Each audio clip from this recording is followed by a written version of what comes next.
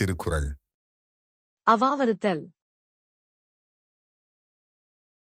அவா என்ப எல்லா உயிர்க்கும் எய்யான்றும் தவா பிறப்பீனும் வித்து.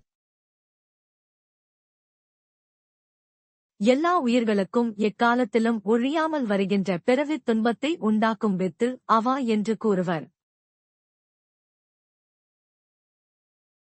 வேண்டுங்கால் வேண்டும் பிறவாமை மற்றது வேண்டாமை வேண்டவரும். ஒருவன் ஒன்றை விரும்புவதானால் பிறவா நிலைமையை விரும்ப வேண்டும், அது அவா அற்ற நிலையை விரும்பினால் உண்டாகும். வேண்டாமை அன்ன விழுச்செல்வம் ஈண்டில்லை ஆண்டும் அஃதுப்பது இல்.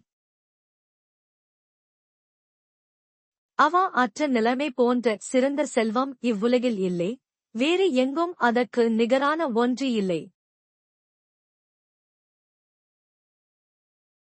தூய்மை என்பது அவாவின்மை மற்றது வாய்மை வேண்டவரும். தூயநிலை என்று கூறப்படுவது அவா இல்லாதிருத்தலே யாகும், அவா அற்ற அத்தன்மை மெய்ப்பொருளை விரும்புவதால் உண்டாகும். அற்றவர் என்பார் அவாற்றார் மற்றையார் அற்றாக அற்றது இலர்.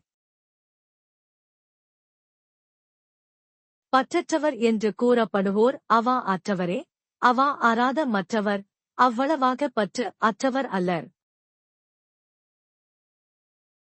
அஞ்சுவதோறும் அரணே ஒருவனை வஞ்சிப்பதோறும் அவா.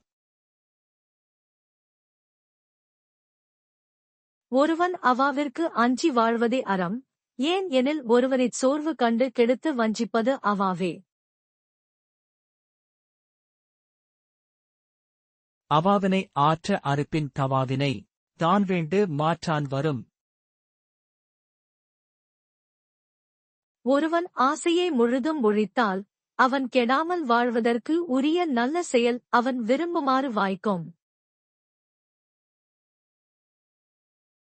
அவாயில்லார்க் கில்லாகுந் துன்பம் அத்துண்டேல் தவாது மேன்மேல் வரும்.